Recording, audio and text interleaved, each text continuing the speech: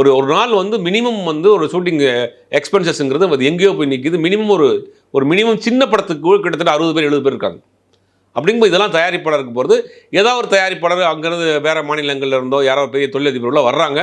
வந்துட்டு இங்கே வேணாங்கிற மாதிரி அப்படி தெரிச்சு ஓடுறாங்க. இப்போ மதராசி பட தயாரிப்பாளர் திருப்பி படம் பண்ணுவாங்கன்னா தெரியாது. மைத்ரி மூவி மேக்கர்ஸ்லாம் படம் பண்ணுவாங்கன்னு தெரியாது. இது மாதிரி வெளிநாட்டு நிறுவனங்கள், எம்என்சி நிறுவனம், லைக்கா மாதிரி நிறுவனங்கள்லாம் நீங்கள் படம் பண்ண முடியாமல் ஃபினான்ஷியலாக பெரிய அளவில் தடுமாறி தத்தளிச்சுக்கிட்டு இருக்கிறாங்க. இந்த மாதிரி சம்பவங்கள் நிறைய சினிமாவில் தொடர்ந்து நடந்துகிட்டே இருக்குது. இதுக்கு முன்னாடி பிரமிட் சாய்மீரான்னு ஒரு சிங்கப்பூர் கம்பெனி வந்துச்சு. சாய்மீராங்கிற ஒரு கம்பெனி, தமிழ்நாடு பிரமிட் கம்பெனி டைய போட்டு தொடர்ந்து ஒரே நாளில் 6 படம் 7 படம் பூஜை போட்டாங்க. அந்த மாதிரி நடந்துச்சு. அந்த கம்பெனியும் படம் இல்லை. பென்டமீடியான்னு ஒரு கம்பெனி, அதாவது சாஃப்ட்வேர் கம்பெனி, அமெரிக்காவில் இருக்கக்கூடிய ஒரு சாஃப்ட்வேர் கம்பெனி தமிழ்நாட்டில் ப்ரொடக்ஷன் கம்பெனி ஆரம்பித்தாங்க.